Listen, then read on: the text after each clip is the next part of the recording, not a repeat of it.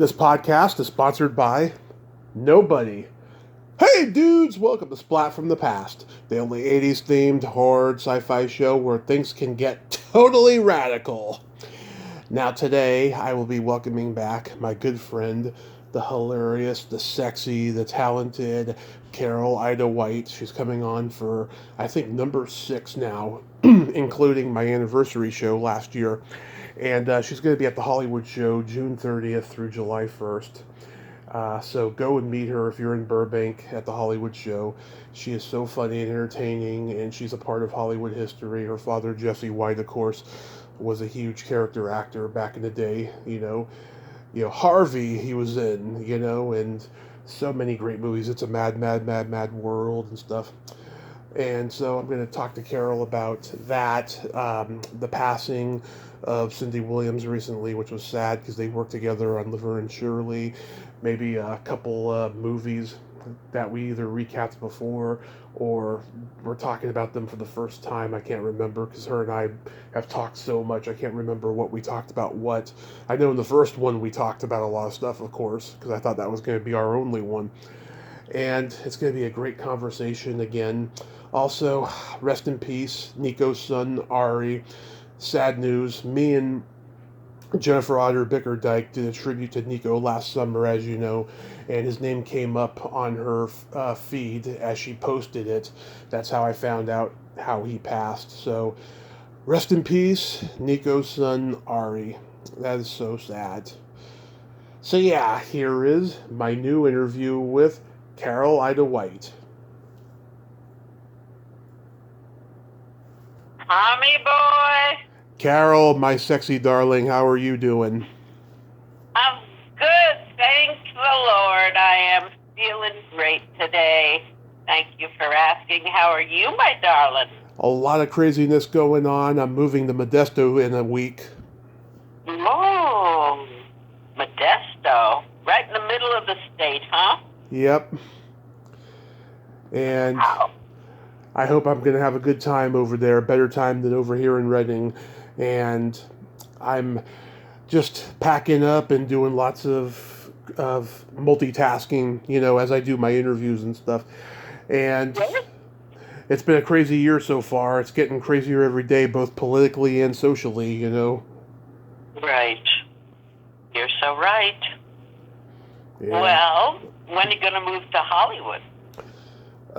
Maybe if I win the lottery, maybe if I find a sugar mama, it could be anything. Right. Possibilities Right. are limitless. I love it.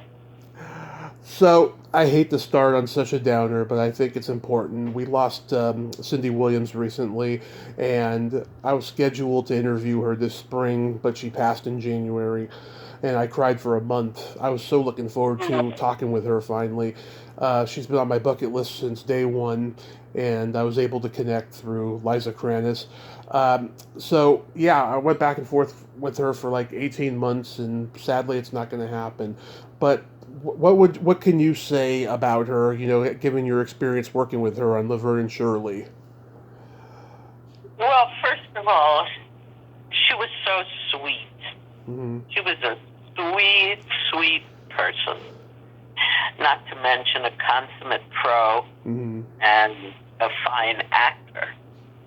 She was always chipper, always in high spirits. I never saw her say a nasty word about anyone. Mm-hmm. And she's missed. She's missed by all the people that love her and appreciated her great talent. Right. Yeah. I mean, I heard that, because, she had started in movies, she wasn't particularly happy on that show. In fact, if she read a script that was just absolutely awful, she would complain about it. Did you ever see that? You mean on Laverne and Shirley? Yeah, on Laverne and Shirley. Here's how it works. You get a new script at the beginning of the week, Mm-hmm. and then the stars, Penny and Cindy, would sit with the writers and talk about the scripts, and scripts get adjusted. Yeah. And usually they're adjusted, what they call they're punched up. The jokes are made funnier, the bits are made funnier. You know, Cindy was a true actor, and she might have gotten frustrated, you know, at the, I'll call it sameness of doing such a great role, but year after year after year, and you know, when she did that. Maybe she was frustrated, but that's all I know. Yeah, because I remember when I talked to David Lander, he told me that one time they got a script that was so awful, he took his cigarette lighter and burned it. Oh, well, I did not see that. Yeah. And hard for me to believe, but if he said it, then it must be true. Yeah, because he said 40 years later, I still stand by that decision. That's very funny. Yeah, he was a funny guy. Yeah. He was a brilliant mind. He was such a brilliant comedy mind. My God, boy, do I miss him. He was a personal friend, not only a comrade, and I went to high school with his beautiful wife, Kathy Fields Lander, and Kathy Lander has such a talented daughter, Natalie Lander. I don't know if you know of her yet. I saw her do something, I can't remember what, but yeah, I mean, she is talented. Yeah, she really is. And the apple doesn't fall far from the tree, as the old saying goes. Yeah, Kathy set me up with David 5 years ago. That's one of those interviews I wish I could do over again because I was so terrible at that time. And I kept it super short. There's so much more I could have asked him. But, oh my God, like, I called him the night before to, let him know, the logistics and everything. And he didn't answer the phone right away. So then when he finally called me back, he said to me, "Sorry, I was in the middle of watching A Fistful of Dollars." And I believe it. Yeah. Oh, my word. Well, I can't remember what I was going to say. What? Okay. I do remember what I was going to say. Now, Tommy. Mm-hmm. We all start somewhere. Right. And I don't want you to whack and knock yourself around for your beginning interviews 5 years ago. You did your best. My best teacher told me, "Carole, you do your best, forget the rest. Mm-hmm. Do your best, forget the rest." And you say next. Oh. And you have to be kind to the young artist, the young artist in you, the young child in you, and say, "It's okay, kid. You were just starting out and you did the best you could, and let it go." Thank you. Yeah, it's just, like anybody, I can be my own worst critic about things, that I did, I mean, I'm a guy, I don't like to go back and listen to myself, but sometimes I have to because I want to make sure if I talk to that person, if I'm talking to that person again, I want to make sure I don't rehash stuff and all of that, So that's where that comes from when I say that I wasn't good, Yeah. I totally get it. I consider you an artist. Oh. And really, what you do is an art form, and you're very good at it, and you listen, and thank you. Your skills impress me, and we all start somewhere, and you just take a deep breath and roll on, Life's too short. Thank you so much. That means a lot coming from you, Carole. It really does. Thank you, Tommy. So I was curious, when you were on Laverne Shirley, did you ever happen to meet Susie Quattro when she was on Happy Days? I didn't, but I know you did an interview with her. I'm going to listen to it. I just saw that you did an interview with her today. Yeah, she was tough, but I'm glad I got to do it, and she said some very lovely things about Robin Williams, because she did get to meet him. Ah, Robin Robin Williams, boy, what a genius he was. Yeah. They were shooting Mork and Mindy on the next stage over when we were doing Laverne and Shirley. You know, they were both done at Paramount. And I didn't really know Robin. Yeah. You know, our paths might have crossed, but I just missed him at the Comedy Store and all the comedy clubs. I had already moved on to acting in TV and film. Right. But boy, once I got a load of his brilliant work, Mrs. Doubtfire, I mean, all his work, just precious. Yeah, she said he came to like rehearsal, you know, because Mork and Mindy was being shot next door, and like he just went into a routine and just made everyone just completely die laughing. You know, they didn't know what he was going to say or do. Right? Yeah. He was an original, truly unique, one in a million. Yeah, sadly I never got to meet him, and so many people I knew doing stand-up in San Francisco, they knew him, you know, and they had encounters with him, you know, because he would show up at open mics just unannounced and just, you know, completely bulldoze the place with his energy and his routines, but sadly I never got to be in his presence, you know. That's one thing I wish that could have happened. My mom told me though that when I woke up from my coma after my car accident, I said I was in comedy heaven with him and Lucy and a couple others, and oh my goodness! I have no recollection of that, but I don't doubt that it happened. I love that. What a beautiful story. Yeah.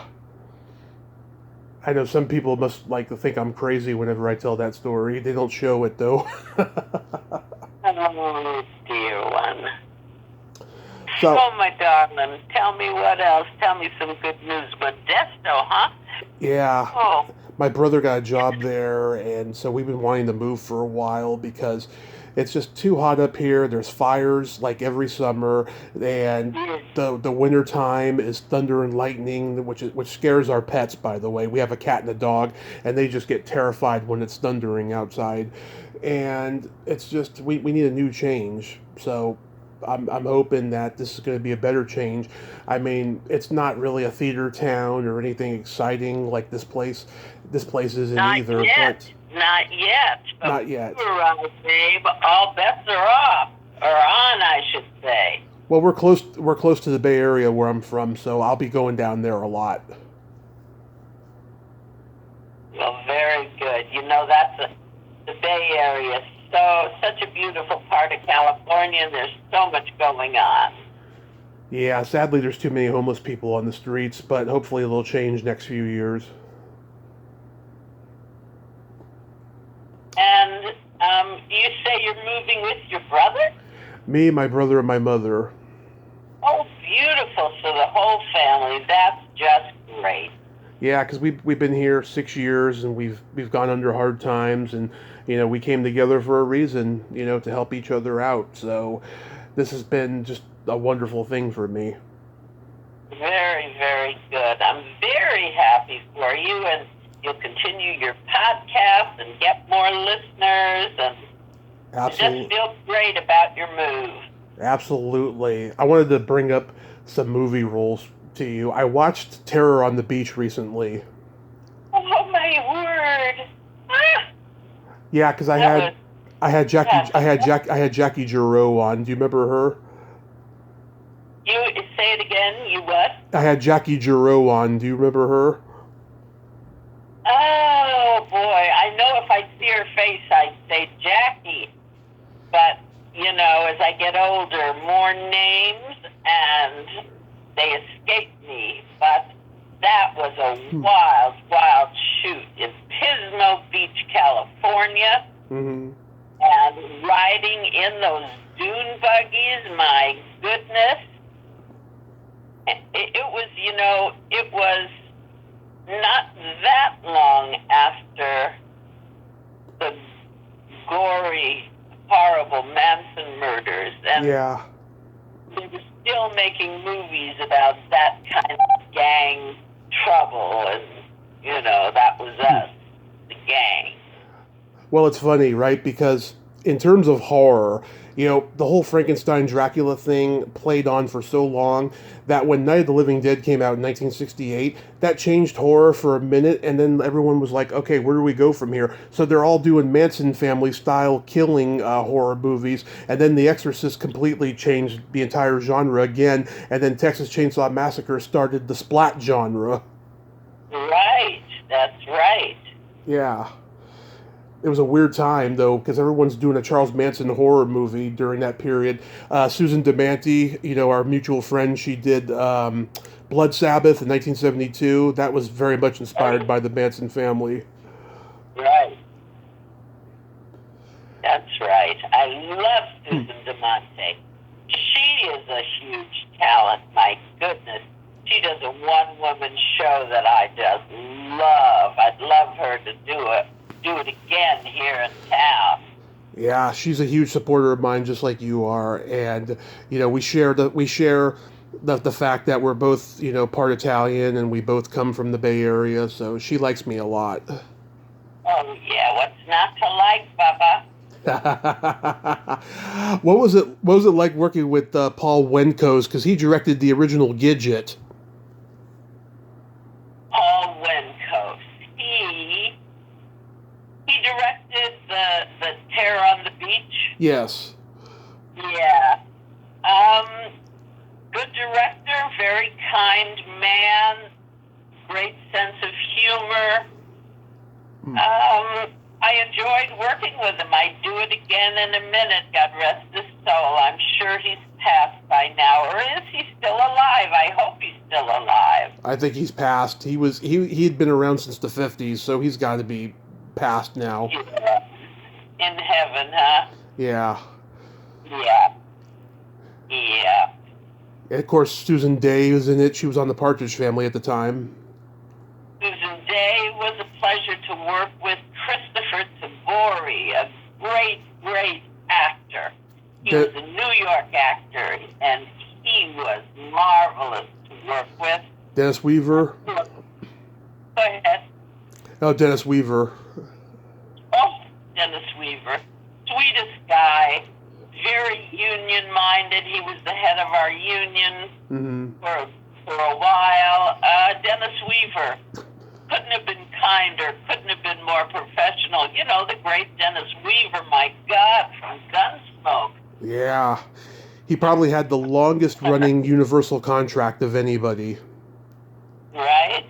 Because he was on all these Universal shows and all these TV movies and stuff. I mean, he was like the ambassador for Universal for a lot of years. Right? Yeah. Right? Yeah. Oh, what else, darling? You did a movie with Henry Jaglom, Eating. Eating it. Oh, what fun that was. Henry Jaglom's movies, he gets the outlines of the stories. He knows what he wants in each scene. And we improvise the movie, if you can imagine such a thing. The whole movie is improvised. I believe Candace Bergen's mother was in the movie. She was an angel to work with. All the girls in the movie, a great actor. God rest her soul, Gwen Wells was in the movie. So many. Marlena Giove was in the movie. So many great gals were in the movie, and it was all about dieting and the trouble with dieting and us Hollywood girls who are constantly on diet. Yeah, it's funny. I have, as big as a movie buff I am, I have never seen a Henry Jaglom movie ever. He was best friends with Orson Welles until Orson Welles passed. Right. And I have an interview Henry sent me recently that I will forward to you, either how you like it on the Facebook or in an email. Text me your email. I probably have it, but it's a brilliant interview with Henry Jaglom, and I am sure you could get him for your podcast. Well, yeah, I mean, I want to see at least one of his movies. I heard I've talked to a few people from A Safe Place that movie he did with Jack Nicholson. I've talked to a few people from that. I wouldn't mind seeing that movie. I'll give you a list of his films, and, you know, they're available, and you'll be impressed. They're emotional. They're real. Yeah. He's quite a good director. Yeah. And he would love to talk to you. And I'll send you some of the best of his films to see. I enjoyed them all the ones I've seen. But I'll send you a list, and I bet if you tell him Carole White said that you should podcast with Henry, and you know, I'll drop Henry a note for you, dear one. That would be great. Yeah, I mean, the first time I heard about him was about 20 years ago. I was reading one of the books about Natalie Wood, and he was interviewed for it because he dated her for a little while. And then I found out on IMDb he was this kind of mad genius, rebellious indie filmmaker. But like his movies were never on my video store shelves, and I don't think I ever saw any of them on cable. So that's why I wasn't familiar with his movies. Yes, if I have the link to them, I will send you some of the links. Okay. And he went to the Actors Studio with Marilyn Monroe, with Brando, with all these great actors of the time that were studying with Lee Strasberg. He has a wonderful, wonderful story. So I know once you see his films, a couple of his films, and you'll see what they're about. Mm-hmm. You will be excited to interview this man. Fantastic. And, you know, I love the movie Falling Down. You were in that. Oh, yes. Yes. That was fun. I worked with Sweet Barbara Hershey, also wonderful actress. Mm-hmm. And my friend Joel Schumacher was the director. Yeah. Directed many, many big films. St. Elmo's Fire, The Incredible Shrinking Woman with Lily Tomlin, The Lost Boys, a lot of great movies. Right. And he was a wonderful director and a kind man. He was, you know, occasionally you work with people that are really, really special. And he was so supportive. And, you know, I'll tell you something funny. I learned my line.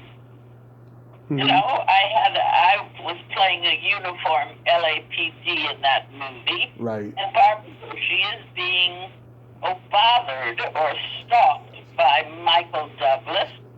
And I come out to see her because she called for a policeman. Mm-hmm. And I learned my lines, but once I got to the set, I had to talk to her and then walk down lots of steps and keep talking and take out my patrol stick and get in the patrol. It was so hard. And Joel Schumacher, the director, was so kind and patient with me. He said, "It's okay, Carole, just take a deep breath, and here we go." And, you know, it worked out. But we shot at the beach, and it was a fun shoot. I think back on it fondly. Wow, yeah, it's such a great movie because, you know, this is before the internet, but it's got that kind of thing, that kind of aura that we're in now, you know, about of exposing, you know, what a lie the American dream is. Yes, correct. You know, correct. And I talked to Michelle Pfeiffer's sister who was in the movie, and she told me they were in the middle of the LA riots when they were shooting this movie. Wow. Yeah, you probably remember. Remember that. Yeah, that was crazy. I remember, you know, back home in the Bay Area, I'm hearing all the news reports like every day during that period. Yes, of course. And I recently watched The Unborn 2 recently. Oh my God, that was so funny. You and Daryl Henriques are the nosy neighbors. Oh my goodness. The Unborn 2. And that had like a mechanical baby in it, didn't it? It sure did, and also another guest of mine, Michelle Green. Oh, yes, Michelle Green, good actor. And Yeah, that was fun, you know. Mm-hmm. All those crazy movies were fun. Boy, you really are a movie buff uncovering these pictures. Oh, yes, and I'll tell you, too, Michelle's first job was an episode of Laverne Shirley. Oh, really? It was an episode where, okay, she's Betty Garrett's niece, and she joins a female gang called the Angora Debs with E.G. Daly as the leader. And when I met E.G., I told her that's my favorite episode of Laverne Shirley ever. Oh, my gosh. And we had an episode where one of the Angora Debs was getting married, so I threw her a baby shower. And that's the episode where Laverne takes my fox and Yeah. puts it in the punch. I love that one. Yeah. That's a the good... Angora Debs. Boy, that brings back memories. Yeah. Oh my God, those are great. Yeah, Lenny and Squiggy, they showed up in drag in that episode. Oh my Lord, that is so funny. So, June 30th through July 1st, you'll be at the Hollywood Show. Has it been a while since you've done one of these? Yes, it has been, I'd say, 10 years. 10 years, you know, time goes by, I can't remember nothing. So, you know, I mean, time-wise, everything seems like it was just yesterday. And by the way, you better start having a lot of fun when you move to Modesto, baby, because you blink and you'll be an old fart. Oh, I'm going to be 40 in 2 weeks. Great. Happy birthday ahead of time, doll. Thank you. Which I got to tell you a funny story. Last month, I had my first prostate exam, and it was a letdown. It was a letdown? Why? Okay, so this is what happened. I go to get my A1C levels checked because I'm diabetic, and everything was great. And she said, okay, we're going to check your other labs, and you're going to be 40 soon, so you're going to have your first prostate exam. I was like, yes, I can't wait, you know. So I go to the thing, and the nurse is super cute, and her hands are so nice. I'm like, oh, I'm going to look forward to having that finger in my butt, right? Oh, my gosh. So she takes the blood. Listen in your podcast, you silly boy. So she takes she takes the blood, right? And then she's like, "Okay, you can go." And I'm like, "Wait a minute, what about the prostate exam?" And she's like, "The blood test was part of it." I was like, "What?" She's like, "Yeah, it's a COVID issue, and I'm sure the Me Too movement had something to do with it as well." I'm like, damn it. And so I walked out of there so disappointed, but at least you know she did a good job poking me with that needle, so it didn't hurt too much. Very good. Yeah, but I was disappointed. I was looking forward. You are a funny boy. I was looking forward to it. Oh my God, I was so let down. When people come to your signing table, like what do they recognize you from the most? Oh, Big Rosie Greenbaum, I guess. Savage Streets? Say it again, on the street? Savage Streets? Oh, well, you know, that is a certain kind of movie, and, you know, they have those Hollywood type shows, too, that kind of movie, and the people who come to those shows, they go crazy when they meet me and are happy to get my autograph. And Savage Streets was a lot of fun. Linda Blair was a blast to work with. Mm-hmm. And, yeah, that was a fun movie, you know. Yeah, I'm trying to get Johnny Vinegar on here. He's been so busy teaching acting, he hasn't responded to me, so hopefully I'll get him. But I talked to Sandra Curry about The Concrete Jungle last December. Yeah. Another, you know, when they don't have you doing the big big movies. Mm-hmm. An actor has to eat and pay his rent. Yeah. Do whatever comes along because we love to act and we love to pay our rent. So I did Concrete Jungle, Savage Streets, Women Behind Bars, you know. I've done all those women prison movies. And truthfully, you meet a lot of great actors and you have a lot of fun. So I know, because you looked at the wonderful girl. I know you were perfect for those Women Behind Bars movies, because you I don't know, you had that look about you. Like I could be behind bars, possibly. Yeah, exactly. Yeah. I listened to that interview you did recently on what was it called, Obsessed About Hollywood podcast. Yes, uh-huh. Did you say that you're working on a memoir? Yes, I am. I'm working on a memoir and a memoir show. Huh. I'm doing hopefully at the Beverly Hills Playhouse in Beverly Hills. And I'd like to do it the Sunday after the Hollywood show, do the first of the shows that Sunday, July 2nd, I guess. Mm-hmm. So hopefully some of the fans that come to the Hollywood show will come to that.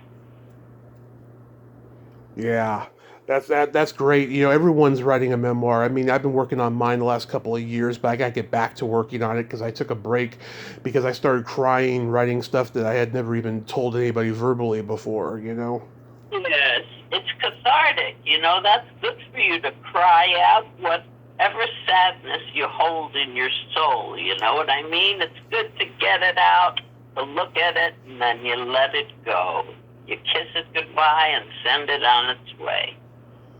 Absolutely, absolutely. Carole, thank you so much for coming on again. You're always so wonderful and fun and supportive. I love you. It has been a true pleasure. I wish you all the best packing up your boxes and moving to Modesto. And just send you a lot of love and all blessings, my sweet. And have fun at the Hollywood show. If a miracle happens and I'm able to go, I'll let you know. Okay, darling one. Stay well, stay happy. Love to your family. Thank you so much. Be safe. Bye-bye. Bye-bye, darling. Well, there you have it. Carole Ita White. Ain't she a sweetheart? Just one of the most wonderful ladies that has ever walked the earth. And I'm so glad we got to talk again today. And I just adore her. Well, until next time, this is Tommy Throwback Kovac saying, there's no shame in living in the past, because the present sucks. Later, dudes.